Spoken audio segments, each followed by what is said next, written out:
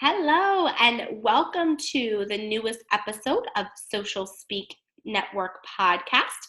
I am your host, Amber Irwin, and today we are going to be going over the number one tip of your digital marketing strategy.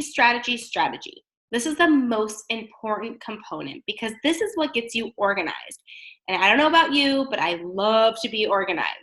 Having a strategy for your digital marketing allows you that space to create, to be consistent, and to plan your content in advance rather than that sense of overwhelm, not knowing, oh my gosh, I need to post, what do I need to talk about, what blog is going up, what am I talking about on social media, what ads, blah, blah, blah, blah, and you get a little overwhelmed. Just even saying all those things got me a little overwhelmed. So having that strategy in place really, it holds you accountable, and it makes you really think, okay, where do I want my digital marketing to go? Who do I want to reach with my social media posts, with my blogs, with the ads I'm running? How do you want it to look? And so by taking responsibility and taking a step back, maybe it's an hour or 2 hours per month that you're putting the strategy together. And in the description below, I will give you a link to 2 PDFs examples of a content calendar because this is really important. There's 2 different ways that we work with our clients. The first thing is that social media strategy. So sometimes it's easier to organize your thoughts with social media. And then based on what you're talking about on social media, it allows you to then create a blog or videos. It kind of creates that foundation. And so sometimes it's easier to start there and work your way through the rest of the components rather than just trying to think too big and figure everything out at once. So with social media, this is where you need to be consistent. And most of the time we write our content anywhere, as little as a week in advance up to 3 weeks in advance. And with your industry, if you are a health coach, a nutritionist, a massage therapist, there's a lot of core educational content that isn't going to change in 2 weeks. And those can be kind of those placeholder posts. So you can talk about, maybe you do an eat this, not that post each week. Now, that food's going to be, there's not going to be some new food that comes out next week that you're going to have to do, redo that post. So you can talk about eat this, not that post. You can talk about a massage tip. Maybe it's a different type of massage. So there's going to be those educational posts that you can schedule out, a month in advance if you wanted to. And that's usually what we do is we take our content calendar and we schedule it out for that month. Okay, what am I talking about on social media? What topics? And sometimes, most of the time we'll pre-write the posts so they're ready to go. They're either scheduled in Facebook or one of the tools like Buffer or Hootsuite that we use. Instagram, the images are already made. The content's there, so we're just copying and pasting it into Instagram so it's not taking up, oh my gosh, what hashtags do I need to use? Is this image the right one? Is the formatting right? You pre-do all of your work. So it's easy to maintain as you go through. And so having that content calendar, that strategy, allows you to say, okay, here's my topics for the month for social media.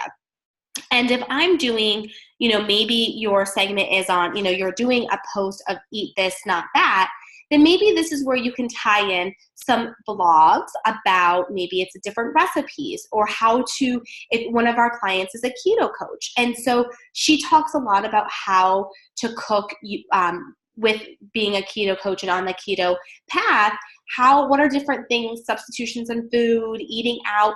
And so a lot of her blogs are educational for her audience, tips that they want to know about. And then she ties in the videos. So whether it's, making, having a recipe that you're, actually cooking or baking and you're doing a video around that. Maybe it's you at the grocery store talking about ingredients and showing different things or examples. So you can take those ideas of social media, of your social media calendar, and take them a step further and figuring out, okay, What blogs can I do around this? What videos can I implement into those? And then what can I give my audience? And this is where kind of those content upgrades come in. And so I know it seems like a lot, like, oh my gosh, I have to do that, I have to do this, I have to do this.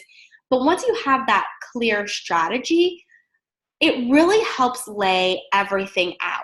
And the one thing, whether you have, maybe you hire someone to edit your videos.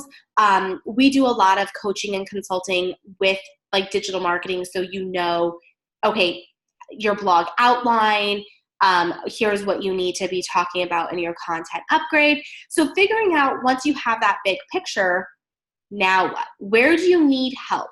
Do you need help creating images for your social media posts? Do you need help writing the content? Where do you feel your strengths are at the most?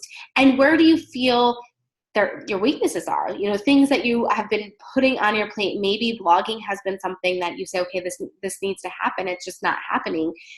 And it's missing in your strategy.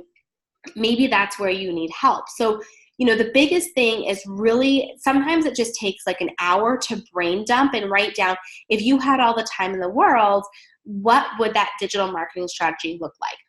What would you want to talk about on social media? What would you want to talk about in your blogs? What are your clients and your customers asking you? That is like key right there, is the questions that they're asking. What are those conversations you're having with them? That is content right there for you. Not to mention maybe even videos, FAQs with them. So starting from the foundation, and then building up. You can't put a roof on a house if there's no foundation and walls. And you have to think of this marketing strategy just like that. The strategy is the foundation. As you build your social media and your blogging and your lead generation, your email marketing, those are the walls. And then as you start bringing everything together, that's where you're going to have the roof, and you're building this whole digital marketing house, so to speak. And then once everything's set up and it has a rhyme and a reason and a purpose, that's when you start to see things actually work. Then you can do your Facebook ads. You can do, you can really start to measure what's working and what's not working. And so with social media, we get asked all the time, how many times a week should we post? When should we post? What days, what times? And here's my answer. It depends on each business, because everybody's audience is different. So again, utilize your current customer base as a huge resource. Ask them, what time of day are you on Facebook? Like, when do you get, your information? Is it early morning, right when you wake up? Is it lunchtime? Is it before dinner time? Or if you have a lot of moms, maybe it's like that pickup line time, so like 2 to 2:30. Is it evening after the kids go to bed, maybe like 9, 10 o'clock? So figuring out, and then weekends, a lot of times, we post just Monday through Friday because our clientele really isn't on Facebook and Instagram during the weekends as much. But in your situation, that may be when they're on the most. So it's really about trial and error. And so using Facebook Scheduler, you can schedule your posts on Facebook and trying different times. So maybe it's Monday mornings at 6 a.m. and Tuesdays at 11, and figuring out different times. Maybe it's Wednesdays at 9, whatever it may be.